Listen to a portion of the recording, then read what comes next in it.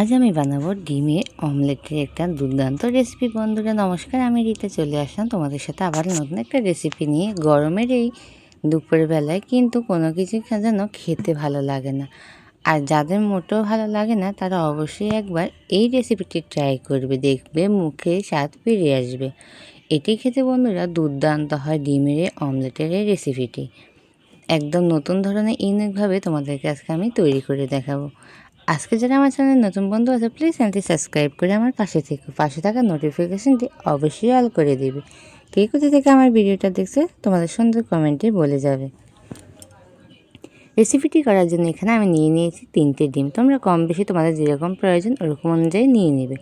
ডিম 3টে নিয়ে আমি এর সাথে অল্প পরিমাণে একটু লবণ আর হলুদ আর দিয়ে দিচ্ছি গোলমরিচের গুঁড়ো, খুবই অল্প পরিমাণে দেখতে পাচ্ছ। তারপর দিয়ে দিব হচ্ছে ধনেপাতা কুচি, পেঁয়াজ কুচি দিয়ে খুব ভালোভাবে আমি এটাকে মিশিয়ে নেব একটা চামচের সাহায্যে। খুব ভালোভাবে এখন আমি চামচের সাহায্যে এটাকে মিশিয়ে নিচ্ছি। দেখো মেশানো আমার হয়ে গেছে। এখন আমি এখানে একটা কড়াই বসিয়ে দিয়েছি। কড়াইতে দিয়ে দিবে এখন পরিমাণ মতো তেল। পরিমাণ মতো তেল দিয়ে এখানে দিয়ে দিচ্ছি হচ্ছে গোটা জিরে, আধা চা চামচের চাইতেও কম গোটা জিরেটা দিয়ে তারপর দিয়ে দিব হচ্ছে এখানে একটা এলাচ, আর দিয়ে দিব গরম মশলা অল্প একটুখানি, আর দিয়ে দিচ্ছি বড় সাইজের একটা পেঁয়াজ কুচি দিয়ে এটাকে আমি ভেজে নেব 1 মিনিটের মতো। 1 মিনিটের মতো ভেজে নিয়ে এতে আমি দিয়ে দিচ্ছি হচ্ছে অল্প পরিমাণে একটু লবণ, যেন পেঁয়াজটা খুব তাড়াতাড়ি সিদ্ধ হয়ে যায় তার জন্য। এরপর আমি এখানে একটা মশলা তৈরি করে নেব বন্ধুরা। মশলা তৈরি করার জন্য এখানে নিয়েছি একটা টমেটো, ধনেপাতা নিয়েছি, রসুন দিয়েছি, সাথে আদা দিয়ে খুব ভালোভাবে একটা পেস্ট, আর সাথে দিয়েছিলাম কাঁচা লঙ্কা দিয়ে পেস্টটা আমি তৈরি করে নিয়েছি। নিয়ে ওই পেঁয়াজের সাথে আমি দিয়ে দিচ্ছি, দিয়ে খুব ভালোভাবে এটাকে কষিয়ে নেব। খুব ভালোভাবে বন্ধুরা এটাকে কিন্তু আমি কষিয়ে নিচ্ছি, একদম লো টু মিডিয়ামে রেখে, নয়তো পুড়ে যেতে পারে তার জন্য।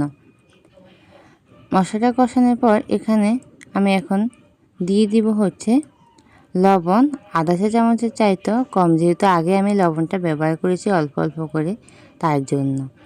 টোটালি বন্ধুরা আমি এর সাথে 1 চা চামচ লবণ ব্যবহার করেছি। এরপর দিয়ে দিচ্ছি হচ্ছে আধা চা চামচের চাইতেও কম হলুদ গুঁড়ো, দিয়ে দিচ্ছি জিরে গুঁড়ো আধা চা চামচের চাইতেও কম, ধনে গুঁড়ো আধা চা চামচের চাইতেও একটু কম, দিয়ে দিব লঙ্কা গুঁড়ো আধা চা চামচের চাইতেও কম, যেহেতু আমি মশলাটা তৈরি করার সাথে কাঁচা লঙ্কা ব্যবহার করেছি তার জন্য।